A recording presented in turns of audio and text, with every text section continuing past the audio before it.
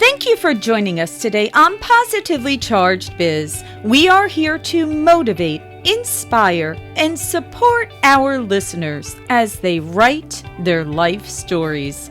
We are a proud founding member of the Real Disrupt Podcast Collaborative, and you can check out more awesome podcasts at realdisrupt.com. And for more inspiration, go to Amazon.com and purchase my latest book, Say Yes Every Day, Discovering Your Superpower. Hey everyone, I hope you're having a positive and productive day. On today's show, we have a pleasure of being inspired by Justin Tidd. He is the Chief Sales Officer at Becker Global America. He actually appeared on my Thrive Thursday live show, and after hearing his perspective on life, I knew I needed to hear more of his story. Justin, on Positively Charged Biz, we like to start at the beginning, that moment in your life where you made a decision that pivoted the direction you were going and put you on a positive path. Yeah, no, that's a great question. First, thanks, Laura, for having me on. The Thrive Thursday event, that was awesome that you're putting that together. So I appreciate that as well, and changing so many people's lives. So I know putting this together. So thank you for that. But yeah, to answer your question, for me, it's really interesting. So I'm 38 years old. So it would have been about 1992, I guess. I was 12 years old. And I grew up really, we were poor, but we weren't low income. We didn't get food stamps, but we should have, I felt like. So we lived in a 1,000 square foot home. I had an older brother. We shared a room all the way through 18, 20 years old. And I went through moments in my life to where it was like we were at the grocery store and it was like, can I get candy bars were a quarter back then. And I just always remember like, no, we can't afford it. And I'm like, after so long, you kind of just mentally as a kid, like, wow. And I played sports. My parents did everything they could to give us the best life we could. They would work like 2 jobs. And it just got to the point to where I would have friends and would look at their lifestyle. And so when I was like 12, my uncle, it's my dad's sister's husband. So he did really well. He dropped out of college, but he got into pharmaceuticals, and he ended up being a vice president of a pharmaceutical company, and they didn't have children. So my brother and I were kind of there. We saw him once a year at Christmas, so always so excited to see the Christmas gifts they would bring us, and he decided to fly us to Atlanta, Georgia, first time ever on a plane. So it was just him and I. We had an unaccompanied minor. They routed us through the airport. We get to Atlanta, and I'm in this awe because I'm from West Virginia and a little small town. And then there's like, we have our own little, person navigating us through things. And we get to their house and I'm like, Cadillac and this car, and they got a boat. And I'm just like, whoa, blown away, and I'm like, this is my family, And so I just remember that trip. I remember looking at things and my brother and I spinning this little globe and putting our finger on the globe and saying, I'm going to live here when I grow up. And, like similar little things that kids do. But I told myself after that trip, I was going to do anything in my power to change my lifestyle, whatever that was going to take. And so from 12 to all the changes that teenagers go through and in my 20s and putting myself through college and just having that mindset to never give up, it's got me to where I am today, and it still drives me to where I'm heading now. It's like the never stop mentality. So that would be something that really has changed my mind, and it still changes the way I do things now. I absolutely love that story. Beyond belief, I love that story because I truly do believe that we all, it's ironic with the whole COVID thing about being in a bubble. I do believe that each of us kind of live in our own bubble, whatever that bubble is, right? Whatever our reality that we feel is our reality, we sometimes don't know what someone else's reality looks like. So although the reason why a lot of cycles keep going is because you don't see anything else, right? So you lived in your bubble and you knew, well, wait, there's something not right, that maybe I'm not comfortable, that I want this same life. But yet I don't know anything else. I haven't seen anything else. So in a way, you had to be taken out of that situation. You had to be shown this new, where the world was already there. It's not a surprise, right? You knew the world was there. But when you saw that it was within the family and you were like, oh, wait a minute. This isn't television, right? I'm not watching something online and watching somebody else. This is my family. So it's possible. And then at that moment, that pivotal moment, you said, no, I'm not okay with this. I'm going to do whatever it takes. And that's where that mindset comes in, Justin. And I think, that's one of the reasons why I wanted to have you on the show, because you spoke a lot about that on Thrive Thursday. And I do believe it starts here. I really do. I think it starts here first, and then we have to execute and, go from there. But speak to me about that mindset. Even now, okay, I know you run a sales organization. How do you keep yourself in a good mindset, especially when all this change is happening? 2020 certainly was not the same as 19, and, we're ever changing. What do you do to keep yourself there and then passing it along to your team? Yeah. So for me, I believe I always felt this way, but I didn't know how to put it into words until about 2 years ago. And I have a mentor, and he said something to me, and he said, listen, he said, life happens for us, not to us. And I think people get in situations to where they feel like, why is this happening to me? Instead of, life happened for you. This happened for you. And so if we can take that mindset of whatever that is, whether it's 2020 or anything bad that could happen in your life, like for me, it was growing up really poor and things I couldn't change, but life was happening for me all along, and things were being put in my path to get me to where I wanted to be, as long as I was willing to work for that. And so even this year, it was understanding that, hey, this is here for a reason, whether we know what it is or not, and accepting that. And okay, so now how do we pivot? What is next? What's new? Because when one door closes, there is opportunity that maybe you weren't looking for anyway. And so now it's like, okay, well, now I'm forced to look in another direction. And then next thing you know, wow, now I'm doing this. And you would have never thought about that unless this would have happened to you or not. So for me, it's just talking to my salespeople, sitting down, talking about their plans.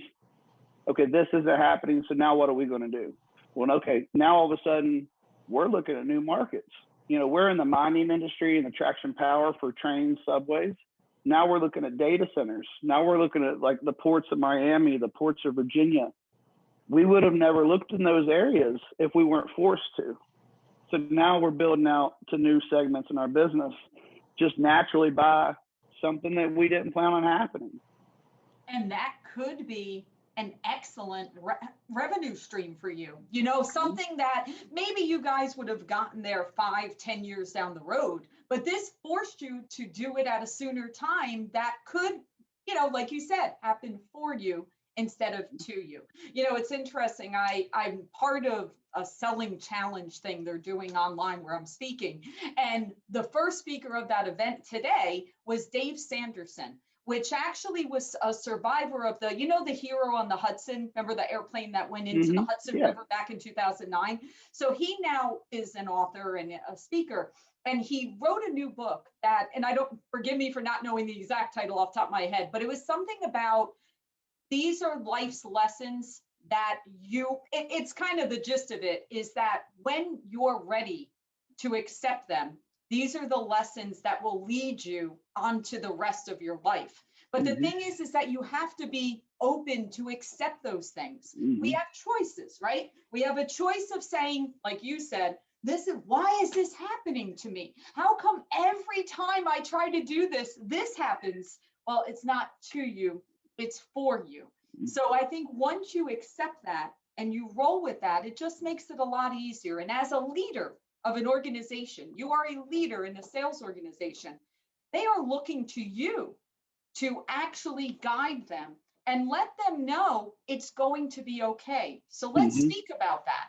You know, in terms of leadership, what are a few things that you do to make sure that you're being a good leader, whether it's at home or at work? Because we're Mm-hmm. leaders in all situations. Yeah, so it's probably a little cliche on this one. You know, everything doesn't have to be so like crazy way of thoughts, but for me, leaders are truly by doing. So it's you know, being seen in the act, or it's traveling with my salespeople and putting myself out there in front of them, in front of customers, working alongside them, being away from my family. You know, hey, I'm on the road too. You know what I mean? Like, I'm not asking you to be on the road being away from your family. I'm away from my family too. We're doing this together. And then with my children, it's the same thing. It's just, it's doing. And a lot of people are like, just want to sit and talk about action or talk about this. And for me, it's really being in the trenches. Like, I work hard. I just do. I'm from the mindset that people say work smart, not hard. I think you can do both. I think you can work smart and work hard. I don't see anything wrong with that. So that's for me. It's just really being in the trenches and working hard too. And I'll also mention this, Justin. It appears from here, I would guess you love what you do. And Oh, remember, when you love what you do, it's not work. So, mm-hmm. and I the same way. People always say, "My God, you must be the hardest working person in the mortgage industry because of how many hours you put in and you're always working." But when you love what you do, it doesn't feel like work. You actually Ever. enjoy, right? You enjoy helping your teams. You enjoy representing your company. You enjoy what you're doing, and therefore it doesn't feel like work. And we wish Mm-hmm. that everyone out there loves what they do. So, Justin, Mm-hmm. how did you actually get into sales? I'm curious, like, tell me the story back. Yeah. So my same uncle, he had told me back in high school that to get in the medical industry, because people are always going to be sick, so you'll always have a job. And I was like, yeah, okay. My brother was in the medical industry. He was a nurse. I was like, yeah, I guess. Why not? So I go to like 2 years of nursing school, and I was like, no, this is just not for me. Like, you know, blood and guts and all this. Like, I was like, yeah, I'm not. This isn't for me. So I transferred to a new college, university, and then I went to marketing and then sales. And then I was like, yeah, like I think that's more my thing. And so I really didn't have a clue what I was going to do. So I was working. It's funny. I was working for my company I'm working for now in our shop floor, building our equipment. And I was like, it pays pretty good. I'll get through college, you know, and then do whatever. Well, I was there for about 3 years. And I started asking questions. I was getting ready to graduate from college, and I was like, hey, like, what kind of salespeople do you all have here? I don't really see salespeople walk the floors. And so for about a year and a half, I just kept on my HR manager, and I kept asking him, like, hey, is there a sales position? Is this? Just consistently. And I was really to the point I lost hope. And I was like, okay, well, I'm just going to leave this company, go somewhere else. And I was in a unit working one day, and my boss came up to me and said, hey, are you is a country guy? So I'll do the best I can. I got a slang anyway here. So he says, kid. I was like, yeah. He said, you want a sales position? I was like, I guess I have been for a while. He said, you got to interview at 12 today. Oh. So I was like, you know, I'm dirty. I'm like, a sales position. I'm dirty. I'm like, yeah, at the time I had earrings, Laura, and I'm like, I can't wear earrings. And so I'm like, it's a mess. So anyway, I do the best I can. And a hiring manager, which is now my CEO, he was the chief sales officer.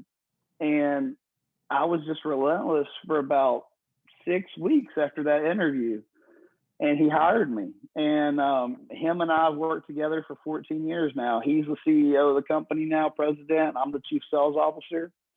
And so, yeah, I got into sales just by, I think that's what I want to do. All right. You know? So there's a couple of lessons there that I want to dive into. Okay. So number one lesson is when you do want something, people actually think, and I don't know why they think this, but people actually think, well, I asked once, I didn't get what I wanted, so then I guess it's just not meant to be, or I guess I'm not the right person. No, no, no, no, no, no. You have to continually put yourself out there, okay? If that's what you're looking for. Now, that's one thing. So don't just ask once. If that's what you're looking for, continue to pursue it. So that's one. The second thing, lesson for any business owner out there, okay? How many times may we have possibly lost someone that could have been our future chief sales officer for not paying attention to someone that is being that forthright, telling us what we want, because we as leaders of organizations need to pay attention to those things, even if they're not verbally coming to us. We need to listen, we need to watch, we need to pay attention to that next group of leaders that are coming up, because if we don't, I promise you some other company will recognize it. So that's two. And then the third thing that you mentioned, and this kind of ties into one about you relentlessly followed up. I can tell you that I've had those people in my career that came to me, and maybe I was like, it's not right this moment. I don't really need someone for that position. But when I saw their tenacity of following up to me, I always said yes, because I knew that if they had that much tenacity to come after me about a position, I know they're going to do an excellent job, and I've never been wrong about that. So for everyone listening out there, number one, don't be afraid to go after what you want. And there is no crazy thing out there. If you might be like, well, I can't go from point A to point E. I have to go B, C. Why? Why is that? Are you sure? Is that a guarantee that you have to do that? Don't be afraid to go for the most outlandish goal that you could think of, but you have to be willing to do the follow-up. And then after that, then you have to be willing to do the work, whatever that work is. It's not just let's play the game of getting it. It's then putting in the work that goes along with it. And again, for all of us leaders out there, don't pass up someone that is doing what Justin did. Pay attention, keep an eye out. And especially, I've noticed that the people coming out of college now, it's funny. You have some that literally will come in guns a-blazing of this is what I want. You also have a lot that are afraid to speak up. They expect us as leaders to come to them, to provide them the feedback. And that's great. We absolutely should. So pay attention, make sure that you don't let a good person go, because those people can change our companies. So I love that. That's a great story, Justin, and good lesson. Let me add one thing. So a movie, and you'll remember this movie. So I was probably around that 12 to 14 age. You remember the movie Rudy? Yes, love Rudy. Watch it every time I see it.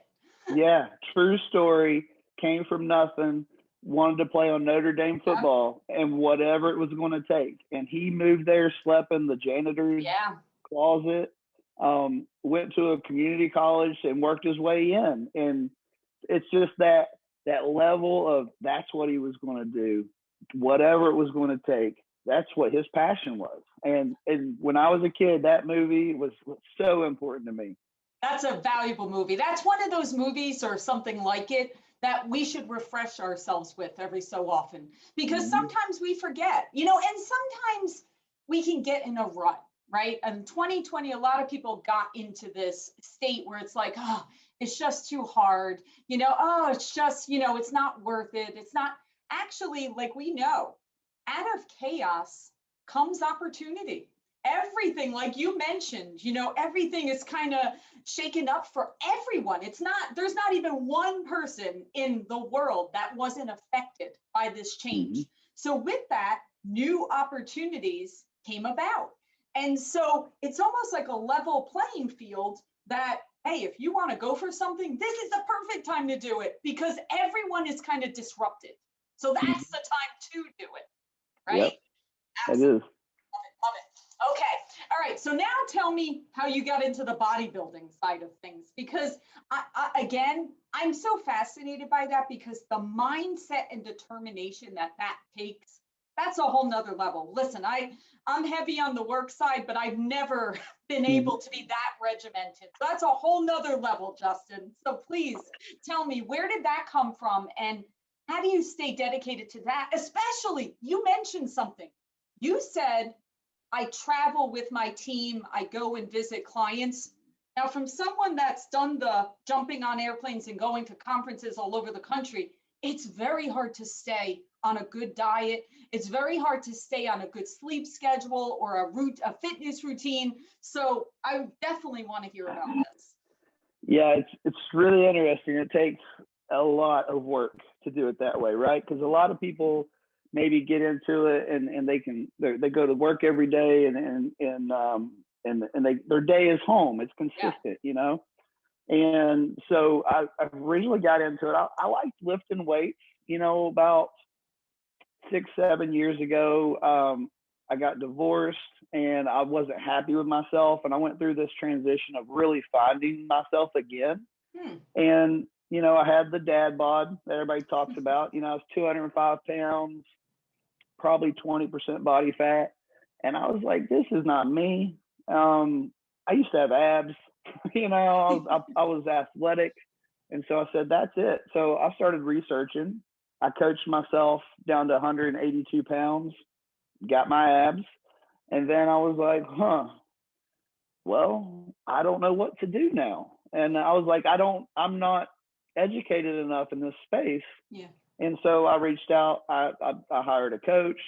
And then we got to where he wasn't a bodybuilding coach. And I was like, I think I want to go in that direction. He was more strength training.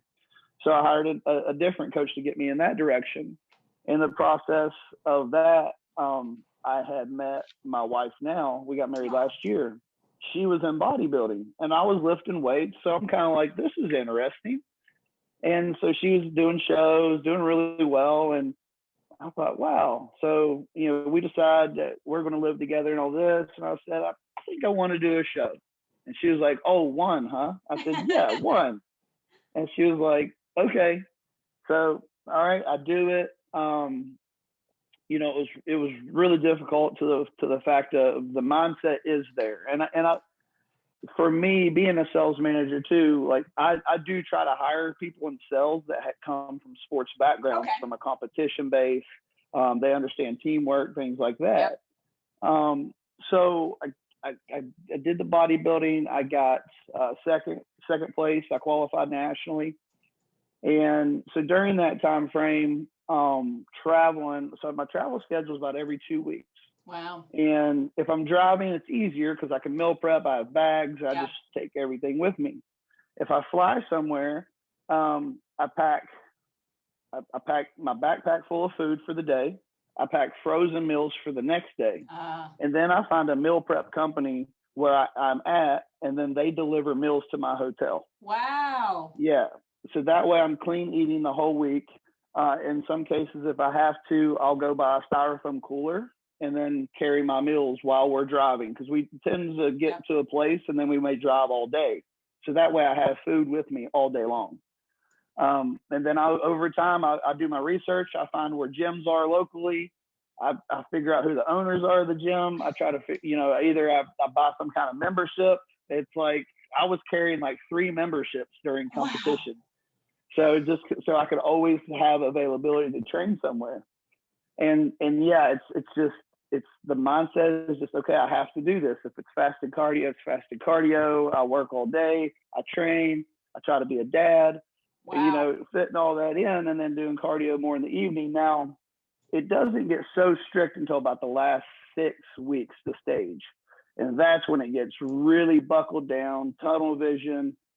And I have to get my action items have to be so tight because, I don't want my family to think I forgot about them. I can't give up my goals, my work. And so I'm trying to make everything juggle properly and not be stressed, because your hormone levels are very important in this process as well. Wow. So yeah, it takes a little planning on the front end, making sure my things are together. But yeah, I can manage it. I got 10th nationally, so I'm on a bulk now. So I'm 230 pounds, trying to get to 250. Wow. And if things go as well, the next show is July. So I'm trying to become a professional athlete as well. Yeah. Oh my goodness, Justin. And that kind of leads me, you know, I have to imagine you kind of have goals for 21, 5-year, 10-year. I'm assuming you have something like that. So is that like your goal for 21 to get to professional level? So yeah, so hand in hand. So I've got my position. I want to become a pro. It will strengthen another business that I'm doing, which is I'm developing fitness courses. So I have 2 business partners. They're professional bodybuilders already. And so, you know, it would be nice to have 3 professional bodybuilders have this. But they're the mental strengths. They're way better than me in the fitness space. But then I bring the business side to it. So we're developing those courses. So yeah, 2021, launching a new business, developing fitness courses, and becoming a professional athlete. Yeah. Wow.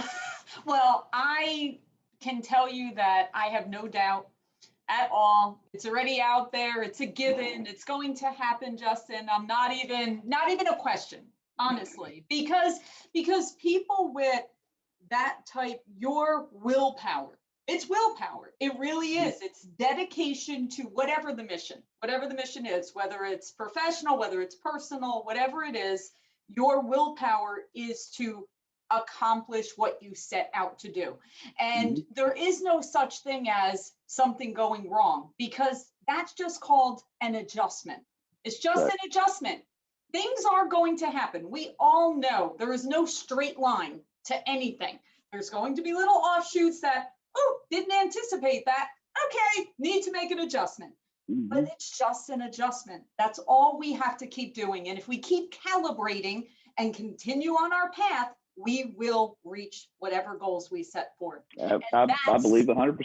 That's it, right? And that's what we want everyone to feel. Because, listen, we all know time goes so fast, and you know, you don't want to put off tomorrow what you've been thinking about doing. We all, you know, we got slapped with adapting in 2020, and people said, oh, you know, I missed this, I missed that. No, it's just an adjustment period and time for you to prepare so that you can move forward in 21 and beyond. So there is no, it can't happen, but do it today.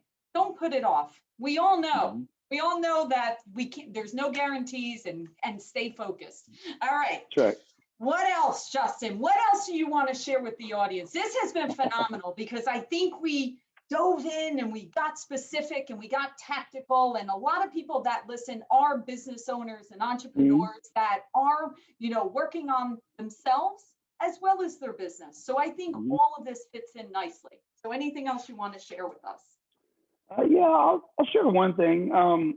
So I was 21, and this is that life happens for us, right? So I was 21, and my oldest daughter was born. Okay. And so when she was about 2.5, her mother was killed in driving a vehicle. Oh my. And so I was not only trying to figure out how to start my sales career, I was going to college full-time or part-time, but now I'm a single dad. Wow. So I didn't really know what I was doing. But I mean, I figured it out, right? But it's just like, for me, it's having that mental understanding of there's no explanation for why things happen. And this is why that life happens for us is so important to me, is because that's how it was supposed to be. And I mean, she's a great girl. She's 16 now. And, you know, her and I are really close. And, you know, we've been buddies since she was 2, you know. And I was going to say, you were kids together, right? You were figuring it out while she was, you know, a child. There you go. Yeah. And I've had, her other grandparents and my parents did really great, fortunately, while I was traveling to help me like figure out my job while that was going on. So yeah, I mean, life can throw really crazy curveballs at us. Ones we're definitely not prepared for, but it never stopped my plan. Now I got criticized heavily because I was traveling and gone, and well, you're not here, you need to be a dad. And but I was like, no, my mindset is I got to give my kid a life that I didn't have. You don't understand, that is so important to me than being a dad here all the time. Like, it's not like she was with strangers, but I had to make that decision to alter that life, which I did, and it worked out. You know what? We definitely are in a new space. I actually want to ask you a question on that, because that's a very important, there's so many important pieces of that. But what do you recommend people do? Because I think that's something that everyone can say, oh yeah, I've been in that position where I thought the best thing for me to do is X, but everyone else is saying, no, that's not right. You have to go on this path, or you have to go in this decision. So Justin, what do you recommend? Because that's hard. That's hard when your group, your tribe, whoever, you trust these people, you love these people, but yet they're saying, Justin, what are you doing? You can't go out there traveling around trying to get a career when you have a daughter. You shouldn't be doing that. How do you handle that? What's your recommendation on that? So for me, and I think I'm smarter now than I was then. Yeah. I just knew that I was like, I believed in my plan, and I probably didn't handle it the best as I could then. I just said, I mean, for the most part, it was like, listen, just respect what I'm doing. I made a lot of enemies at that time, probably. But it was, for me, it was like, you got to respect that. So at the time, I probably didn't handle it as best I could. Me now looking back, a few different ways you can handle that would be, one, and say, here's my plan, right? Number one, you should audit the people in your life. And sometimes that's your friends. Sometimes that is your family, because they're not always going to believe your plan is the best. And it's really not up for them to say. And you don't really have to listen to their criticism. So for me, I've always audited my circle. The people around me are positive people. If they're bringing in negative or want to criticize my plan, okay, we'll listen to it. Okay, you can do that, and that's fine. I get it. But this is what I'm going to do because I believe in it. I'm going to do it. And then I slowly will just push these people out of my life. I honestly do that. So you got to just stay true to the plan, have a conversation with people, be honest with them. Hey, look, I appreciate it, respect it. I know you love me, but this is my life. And my life, I'm going to make a plan for that life. I'm going to be successful. I'm going to live my life because it's only my life. It's nobody else's, As hard as that is, right? Because sometimes that's not easy, but there's an expression that I love. You can't speak butterfly to a caterpillar. Sometimes exactly. When you're going through that metamorphosis and you're evolving and you're changing, sometimes the caterpillars aren't happy that you're going through that metamorphosis because they want you to stay a caterpillar. That's right. So it's definitely something to think about. And it's hard. It definitely is, especially when it's your close-knit group. But you do have to stay true to your plan and your vision. It's okay to hear other people's opinions, but at the end of the day, it's your life and your family. If it's your kids, your wife, you have to make those decisions for them. Absolutely. Oh, Justin, we could go on for days. This has been phenomenal. And if your new company is up and running yet, I'd love for you to share the website or something, but feel free to throw out there any way that people can even follow you to watch the progression of the company and anything you'd like to share. For sure. Thank you. So Instagram is probably my biggest platform. So it's my last name _ first name. So Tid _ Justin. And then I don't know if you've heard of the app Clubhouse. So I'm on Clubhouse now. So I'm on there, Justin. I'll find you now. Yeah. So I've been holding a weekly room talking about fitness and nutrition, trying to throw some value into people's lives. And then the business is called Resurgence Fitness and Nutrition.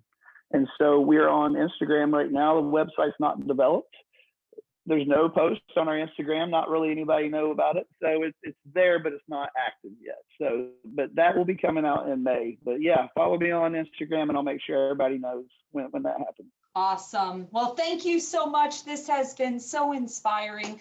We wish you all the best in all of your future endeavors with everything. Thank you so much for being with us. Thank you. Thank you.